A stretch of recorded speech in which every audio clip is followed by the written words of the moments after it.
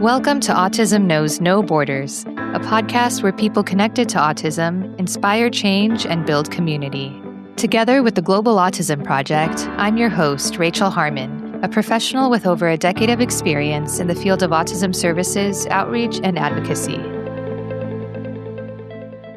Have you ever wondered how ADHD and autism can affect family dynamics? Whether you're part of a neurodiverse family or know someone who is, you'll want to listen to this episode with Jheri South. Jheri South is a behavioral coach and the mother of 7 neurodivergent children, 5 being on the autism spectrum. Diagnosed with ADHD at age 40, Jheri specializes in coaching teens and parents to navigate ADHD, autism, parenting, and anxiety with mindset, strategy, and community. This episode is part 1 of our conversation, and we discuss Jheri's journey of understanding her ADHD, how her experience with her own neurodivergent children shapes her coaching approach, the importance of education and awareness in fighting the stigma surrounding autism and ADHD, how societal misconceptions can make it hard for parents to accept their children's diagnoses, overlapping characteristics of ADHD and autism, why ADHD and autism are underdiagnosed in females, and mental health and suicidal ideation among neurodivergent adolescents. In this episode, discover what's possible when understanding leads to acceptance. And now I present you, Jheri South. My name is Jheri South, and I am a behavioral coach. I specialize in neurodivergence. My audience and my clientele is teenagers, young adults. Historically, it's been adults. Online, I actually market myself as working with teens and parents of teens because over the years, my work has shifted. I have 7 neurodivergent children. I've had children who've struggled quite a bit. And once I saw what a positive effect behavioral coaching had on teenagers, especially teenagers who are neurodivergent, I shifted my niche from working with adults to working with teenagers to provide help to those looking for help at a younger age. And so now my youngest client is 8. I work with people all over the U.S. and outside of the U.S. I work one-on-one. I do online courses. I've taught in the schools. I've had curriculum throughout the valley where I live in Arizona. And so I have a lot of experience in my own home and then also outside of my home, working with clients, working with doctors to gain as much knowledge as I can to help those who are really looking for just basic answers to questions that they haven't been able to answer on their own about their unique wiring, how to thrive. And my passion comes from really struggling in my own family, not knowing how to get the right kind of help and going everywhere for help and really trying to be that person that I was looking for when my now adult children were struggling as teenagers. Got it. Yeah, we'll talk more about your work and the services you provide, but I wanted to start with talking about your personal life. You are also neurodivergent yourself, right? You Yes. were diagnosed later in life. Could you talk about that and what it was like for you to discover that about yourself? Absolutely. Well, so I was diagnosed with ADHD. I believe it was just before I turned 40. And so it started to make a lot of sense because when I was diagnosed, I actually came upon Dr. William Dodson, and I have so much respect for him. He is, in my opinion, one of the best ADHD specialists in the United States. And he was talking about things like rejection sensitivity dysphoria and things that I had never heard before. And when I was in my 20s, specifically, I remember really experiencing emotional dysregulation to an intensity that was hard to put to words. I felt as though I was being clawed from the inside out. And so the only explanation I had for that was that my parents had been divorced and that had been really hard on me, and I had experienced some abandonment. But I knew internally that my reaction, even if I could hone it in and keep it inside, even just my internal reaction was probably much bigger than the situation warranted. However, I didn't know how to not escalate to that point. And so I really struggled with negative thoughts about myself, a little bit of imposter syndrome, just really trying to figure out why I was the way that I was.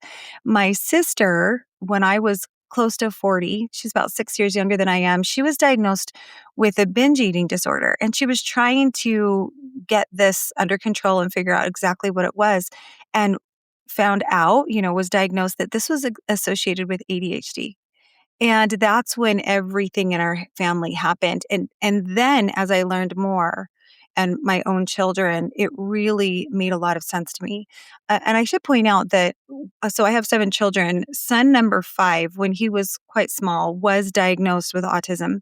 And I had to do a lot of work to get that diagnosis. I kept being told, no, no, no. He's not on the spectrum. He is so smart. He's testing highest in the district. He's doing great with friends, even though he wasn't doing great with friends. And so finally taking him to a professional and getting him evaluated. So I knew that one of my children had autism, but I just didn't have enough knowledge. I didn't really understand the likelihood that it was coming from within the family. I didn't understand ADHD at all. So when I received my diagnosis, it really changed everything for me. It was like all of a sudden a light went on and I just went down, I call it a rabbit hole, but I needed to know anything and everything about neurodivergence. And so it just set all of this into motion where I was just hyper focused on talking to doctors and specialists, also because my children were struggling at the time. And it showed me where I could be a better parent for them, where I was getting things wrong when it came to just assuming that they were being defiant or difficult because they were teenagers and not understanding their wiring. So many things took place, but that aha moment, it was actually very helpful for me. It wasn't a hindrance at all. I just want to point that out because sometimes people will complain about labels. It was very helpful for me because by getting a diagnosis, you're just learning. It's just an understanding. It's there whether you have a diagnosis or a label or not, right? But just having some words and meaning to what all of us were experiencing. Mm-hmm. Yeah, we hear the same for a lot of people who are later diagnosed with autism too, like understanding why they might have felt misunderstood or just different growing up. And then being able to have the right tools and supports to put into place so that they can live their best life. So, in some of the places that we work, the Global Autism Project, there is a big stigma about disability in general. And so we're also fighting that in communities that might not have a lot of understanding and awareness. And so we try to be sensitive. It's very easy and privileged to say, well, you just, this is who you are and you accept it and you move on. And what can you do now? But sometimes there are external factors that come into play that make it difficult for parents to accept a diagnosis or for people themselves to look inwards at that. Well, and I respectfully, because I was one of those parents who didn't understand, I think it just comes from a lack of education and at no fault of the parent. We haven't done a very good job.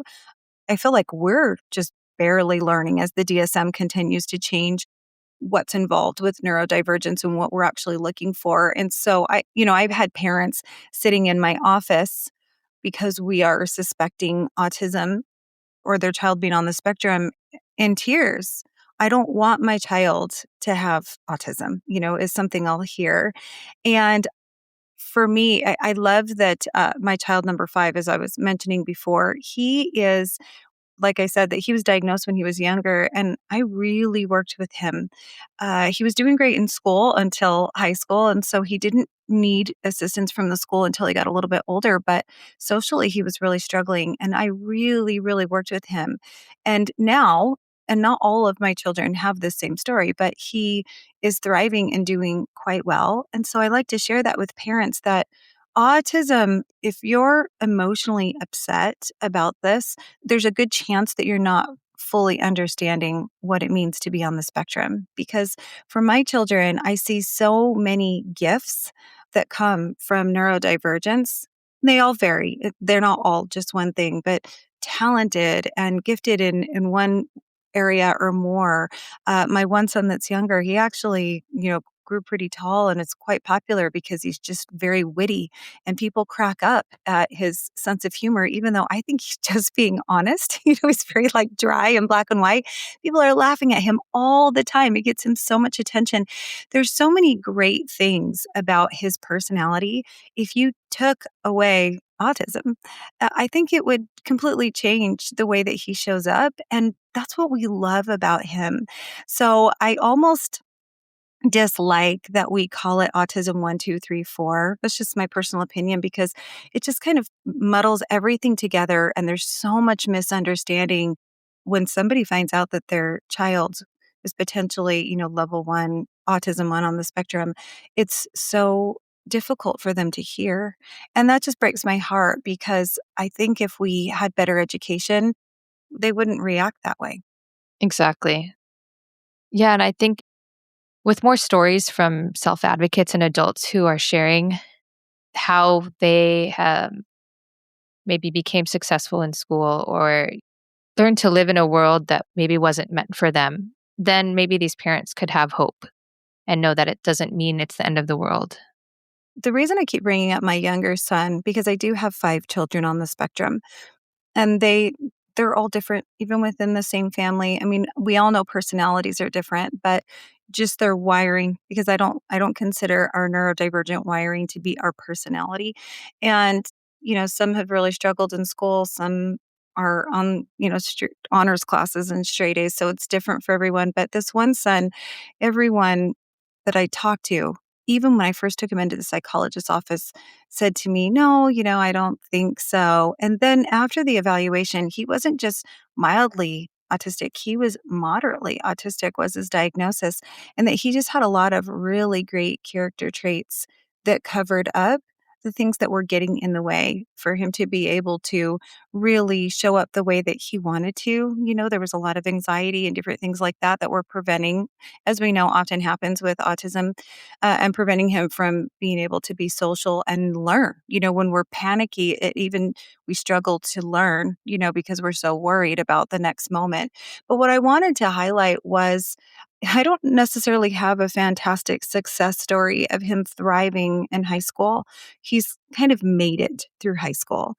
But I don't know if I really care about that because at the same time, he got a job when he was 16. And in the 2 years that he was working for fast food, he was late one time by like 2 minutes.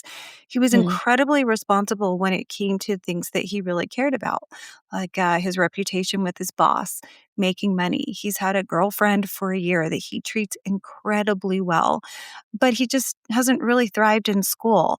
And what my husband and I noticed was that when it came to real life situations, things that really mattered, he shows up.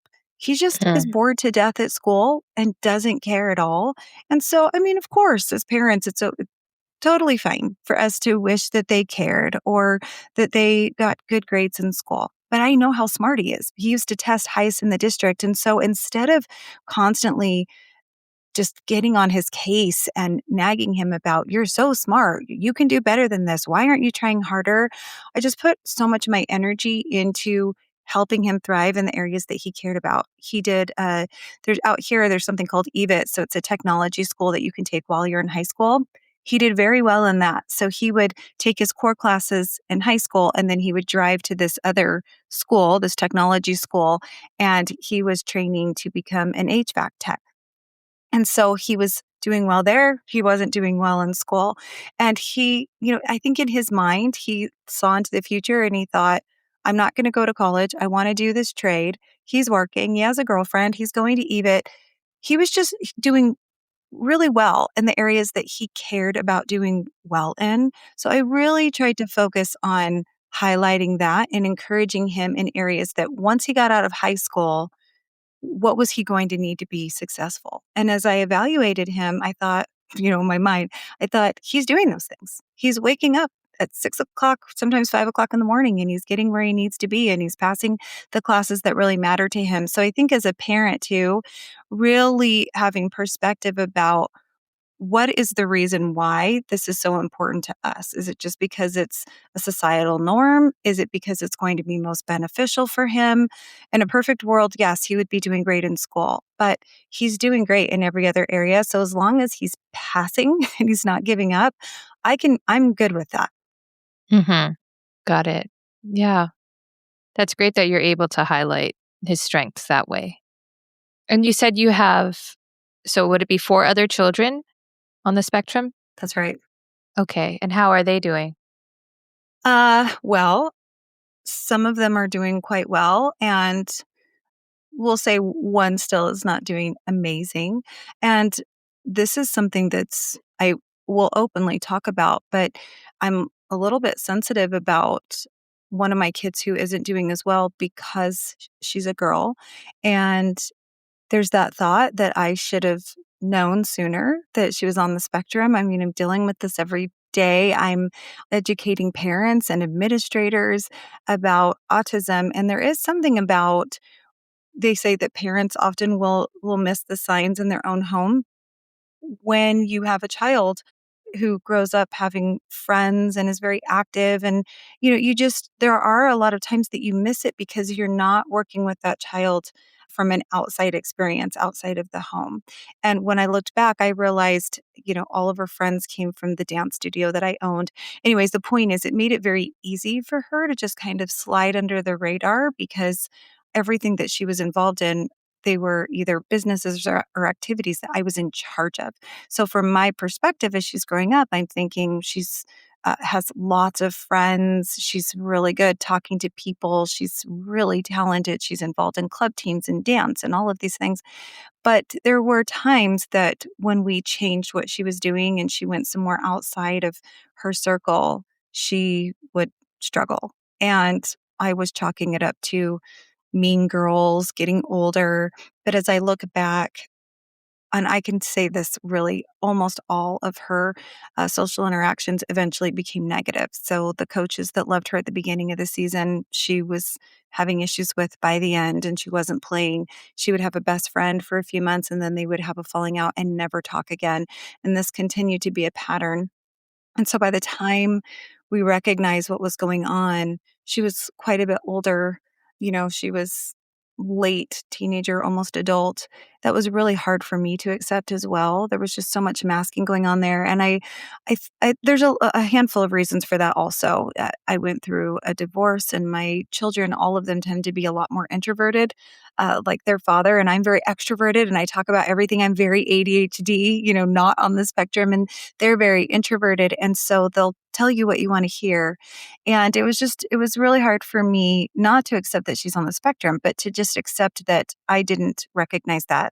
And so I'm a huge advocate of, if you suspect anything at all, to get evaluated and even get a second opinion, because the difference between working with your child, at younger years and really helping them, because these social cues that they're missing, it's not just a difference of like having fun on the playground or not. It's a difference, at least my experience, between being able to get along with your friends, being able to really comprehend. There's so much miscommunication now between myself and this child because of the age now. It's just at that age where I don't really want you correcting me or telling me anything or learning from you. And so I would say on the daily, there's so much misunderstanding in our communication. And, you know, it's all going to be fine. You can't go back in time and change that she wasn't diagnosed. But I do think it would have made a big difference for her to be getting those social skills that she doesn't have. I see it affecting her in the workplace. I see it affecting her in her personal interactions and even just the way that she feels about herself. Most of the clients that I have who are on the spectrum will tell me that they don't like most people and they believe that most people don't like them. Now that's just my experience, but I've worked with a lot of teenagers on the spectrum. And so we know from different studies that have been out there that to have a joyful life, to feel good, is because you have a lot of positive social interactions throughout the day. So if we haven't learned how to find reasons to like other people and to stop believing that they don't like us and withdrawing and isolating as soon as there's some kind of negative interaction, if that continues to be our habit, there's a lot of negative feelings that come from that. So, it's difficult when you have someone who's gone through so much of their life without that training to now go backwards and help them with that if they don't even want it. And so that's kind of where I'm at with one of my children. I see. So she's just rejecting any support at all right now. Yes, and I think when we talk about these things, it's very general. There's always, when you look into something, there's always more to the story. You're also dealing with someone who has a lot of pain, went through a Yeah. divorce with her dad being gone, so there's some trauma there.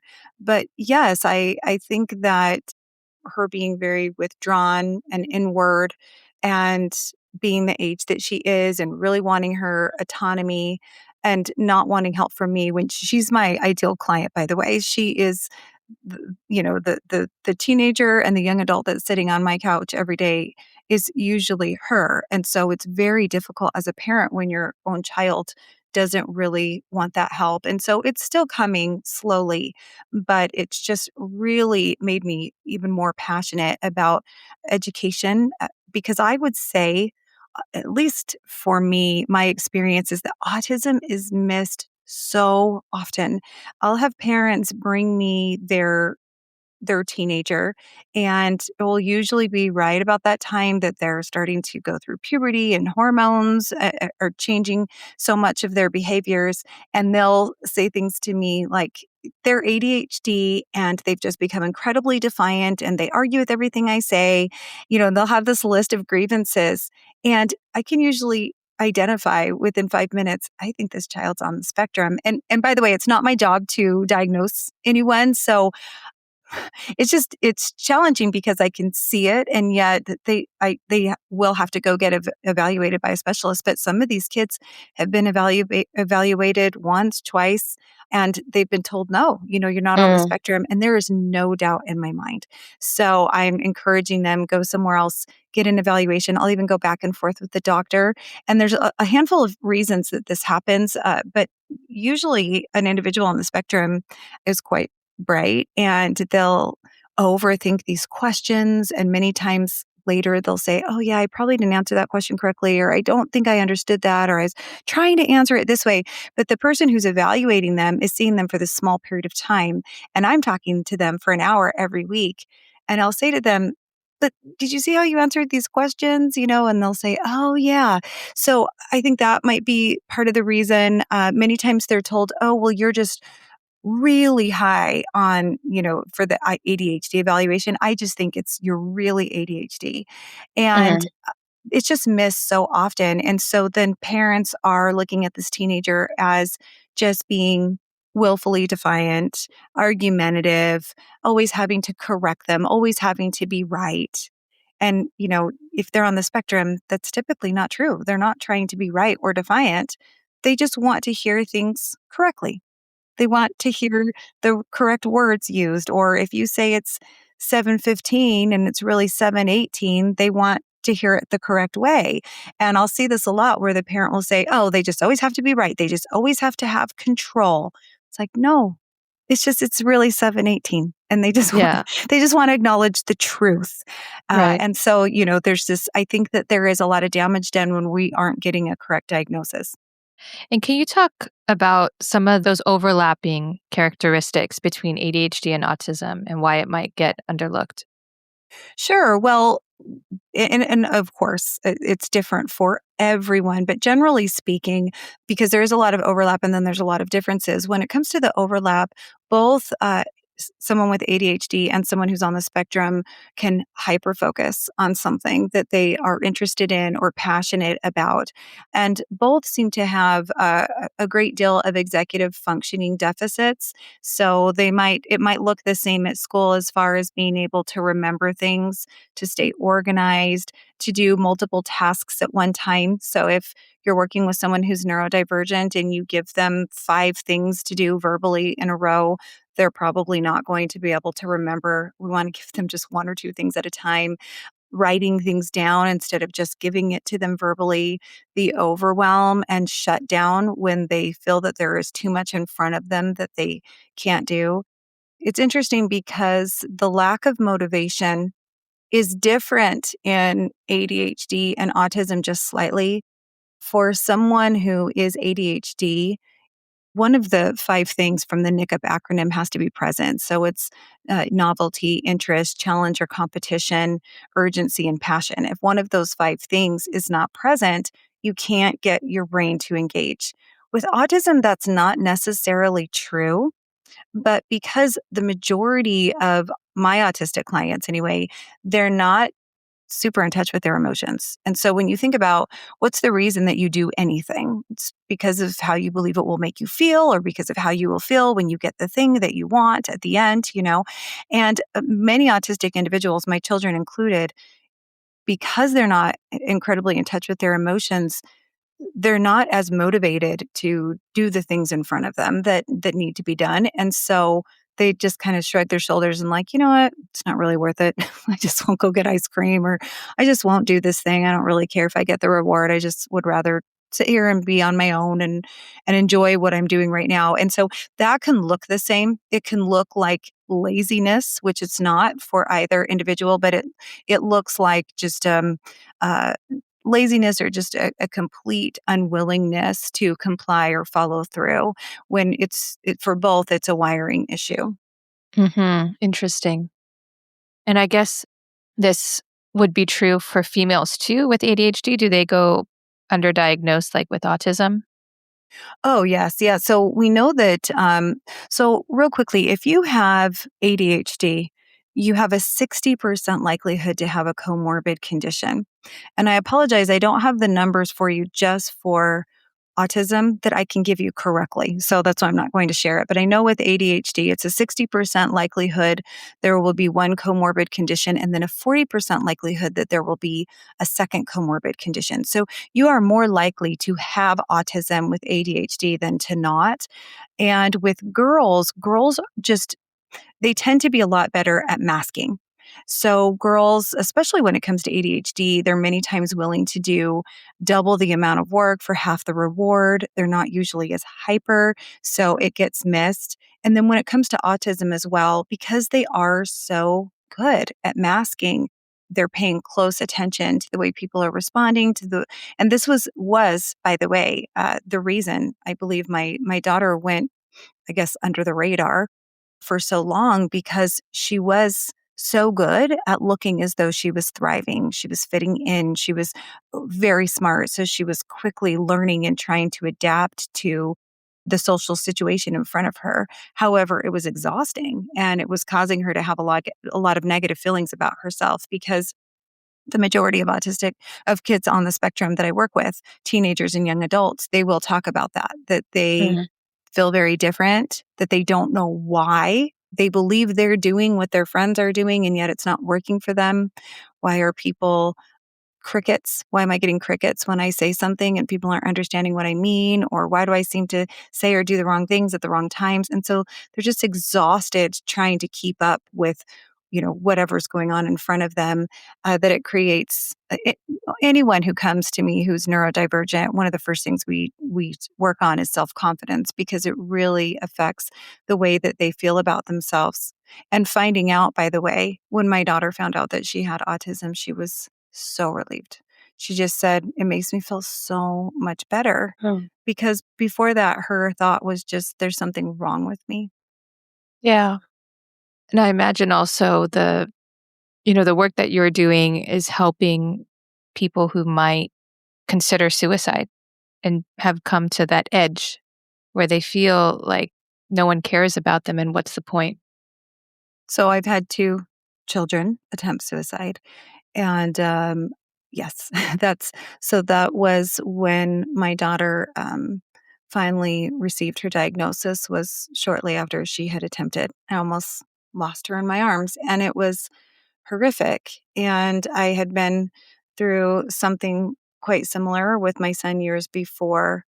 And it's frustrating as a parent because I took him everywhere. I took him to specialists and doctors, and he ended up in a behavioral health facility. And then I felt like my daughter was just living her life right out of his playbook. It was all the same things. And at that time, I didn't understand autism. I had a child in my home who had autism, and he actually presented as kind of what you think of for a lot of the stereotypes around autism, just really struggling to maintain emotional control and having lash outs and tantrums about things. And there was just a lot of things going on there that he behaved different than all the rest of my children. And so that really was a disservice to me to identify properly what was going on with my other children, because in my mind, this was autism. The way that he was behaving, I didn't even know a lot about autism, and I knew this was autism. So with my other children having a lot of friends and being very involved and busy, my daughter, for example, she was on the go. She was doing EVIT, and she got her hair license, and she was licensed early in doing hair extensions, and she was going to school, and she was doing online school, and then she was working 6 days a week. She was so busy. Where my son, that was diagnosed when he was younger, he would not have ever been able to maintain a schedule like that. I don't even know if he could now. But in talking to my daughter later, she said, "Well, yeah, why do you think I got to the point that I did?" Mm. That was masking. She was just, no one was putting that pressure on her to do that, but she was just doing what she thought she was supposed to do. This is what people who are successful do, or this is the only way to make a lot of money, is to be this busy and drive myself into the ground. And this is what other girls my age are doing. And it was way too much for her. And so I learned a lot during that time. But yes, this is exactly what I'm talking about with the self-harm and the suicidal ideation. I have kids come to me who are in elementary school who are cutting themselves because they think something's wrong with them.